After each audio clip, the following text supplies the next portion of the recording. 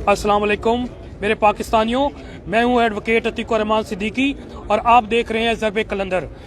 इस वक्त मैं G11 स्पेशल कोर्ट्स कम्प्लेक्स के अहाते में मौजूद हूं और आज का अहवाल आपको जैसा कि मालूम है कि आज ATC कोर्ट में इमरान खान साहब पेश होने वाले हैं। सबसे पहले 8:30 बजे हियरिंग थी जिसमें मेन कौंसल बाबर अवान साहब मौजूद थे और उन्होंने अर्ली आर्गूमेंट्स किए, लेकिन जज साहब ने कहा क्योंकि ये मैटर ATC और 780 का है इसलिए पटिशनर का होना ज़रूरी है, ये बेल बिफोर अरेस्ट है।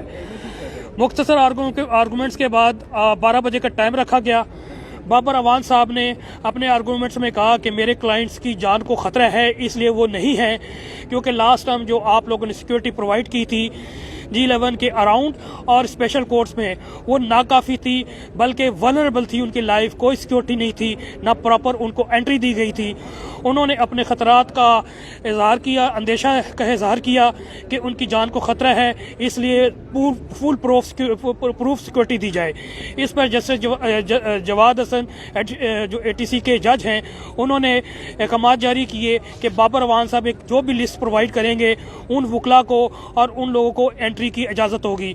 इसके बाद जहाँ पर कार्डन ऑफ किया हुआ था पुलिस ने, वहाँ से इंसाफ लॉयर फोरम और दीगर शहरों से आए हुए लॉयर्स जो कि आना चाहते थे उनकी एंट्री को रोका गया और ताहाल यही सिचुएशन है। बहुत कम लोगों को एंट्री की इजाज़त मिल रही है, स्पेशली जब कोर्ट इजाज़त देती है तो उस हवाले से इजाज़त देती है। मेरे सामने इस वक्त कुछ लॉयर्स रावलपिंडी और इस्लामाबाद के मौजूद हैं। राजा आसिफ साहब नहायत ही वेटरन और एक्सपीरियंस लॉयर हैं रावलपिंडी बार के, वो मेरे साथ मौजूद है। मैं उनकी ओपिनियन जानना चाहता हूँ कि जो आज की सिचुएशन है इसके हवाले से और जो रजीम चेंज हुई है और हुकूमत इम्पोर्टेड हुकूमत पाकिस्तानी अवाम पर मुसल्लत की गई है, उसके बाद 25 मई में जो इन्होंने किया, इसके अलावा जो इमरान खान साहब के खिलाफ 780 का पर्चा, फिर इन्होंने एक 144 की कार्रवाई, फिर कॉन्टेम्प्ट, ये सारी प्रोसीडिंग जो इम्पोर्टेड हुकूमत कर रही है, इनके हवाले से इनकी राय जानना चाहता हूँ।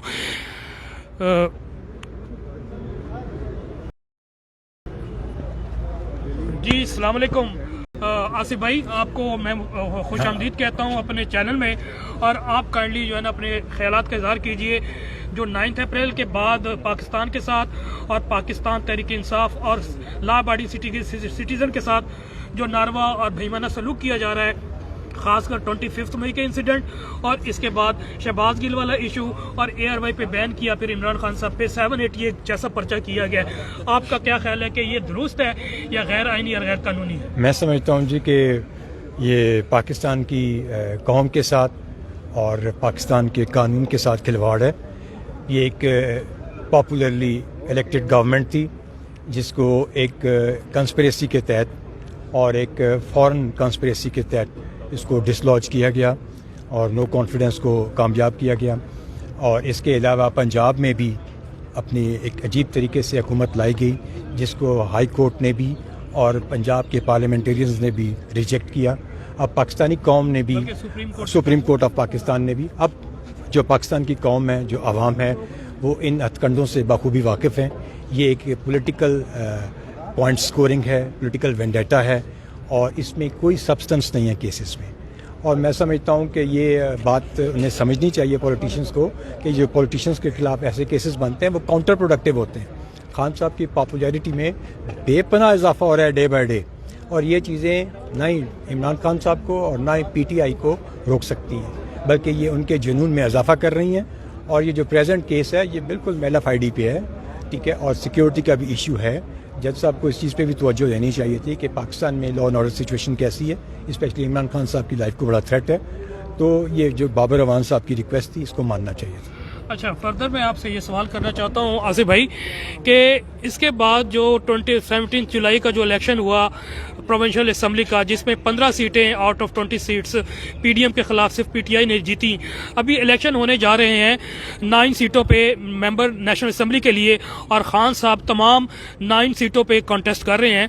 तो आपकी क्या ओपिनियन है, पॉलिटिकल ओपिनियन, कि खान साहब इसमें कामयाब होंगे या PDM में भी कोई सीट निकालने की पोजीशन में है?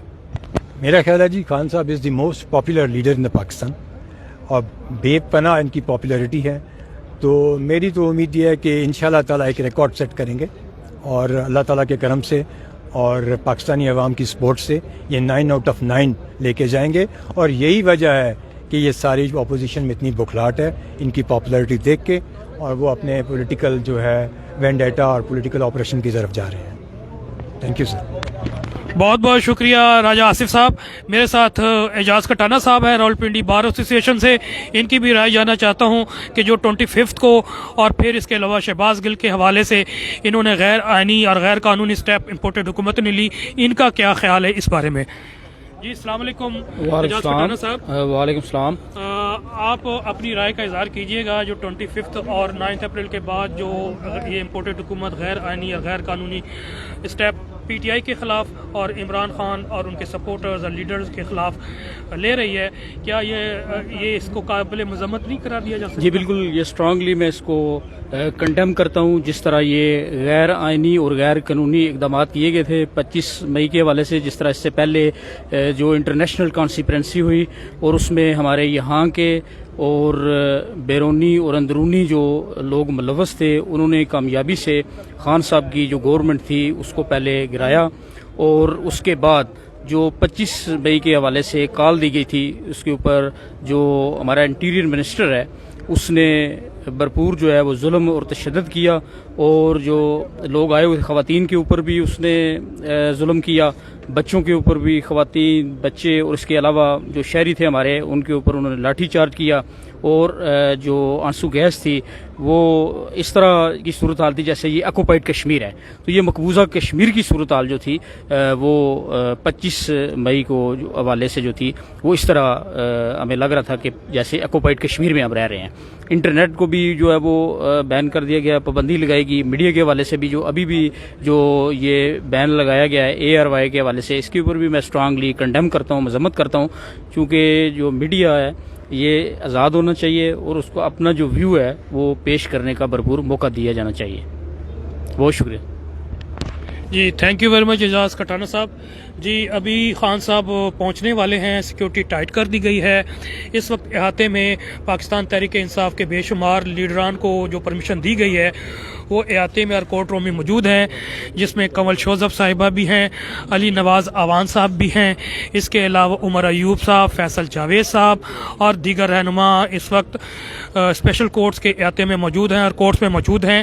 میں انشاءاللہ آپ کو گائے بگائے آگاہ کرتا رہوں گا اور کورٹ پروسیڈنگ کے بعد دوبارہ آپ کو آگاہ کروں گا جو کورٹ میں پروسیڈنگ ہوئی. مختصر یہ ہے کہ یہ جو 780 کا پرچہ ہے, FIR ہے, یہ اگینسٹ دی لا لانچ کیا گیا ہے اور اس کا کوئی بھی قانون میں جواز نہیں ہے.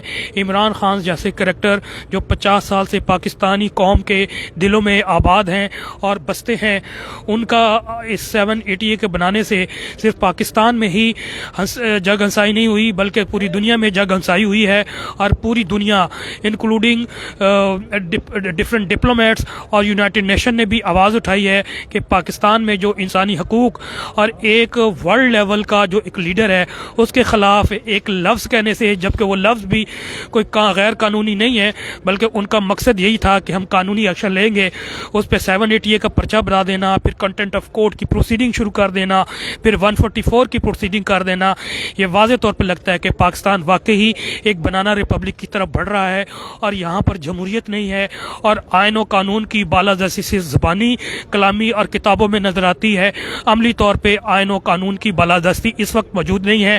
اور اس وقت ان نٹشل فاشزم اور ناسزم کا دورہ ہے اس پاکستان میں. میرے ساتھ ایک اور لائر ارسلان خٹک صاحب جو اسلام آباد بار کے ممبر ہیں وہ بھی کچھ بات کرنا چاہتے ہیں, تو ارسلان خٹک صاحب سے بھی اظہار خیال میں جاننا چاہوں گا کہ یہ تمام سینیریو میں ان کی کیا رائے ہے. جی ارسلان صاحب. السلام علیکم. وعلیکم السلام. عتیق صاحب خیریت الحمد للہ. ٹھیک ٹھیک. اپنی اوپینین دیجیے گا یہ تمام کرنٹ سچویشن جو پریویل کر رہی ہے پاکستان میں, specially with regard to registration of FIR against Pakistan Tehreek Insaf chairman اور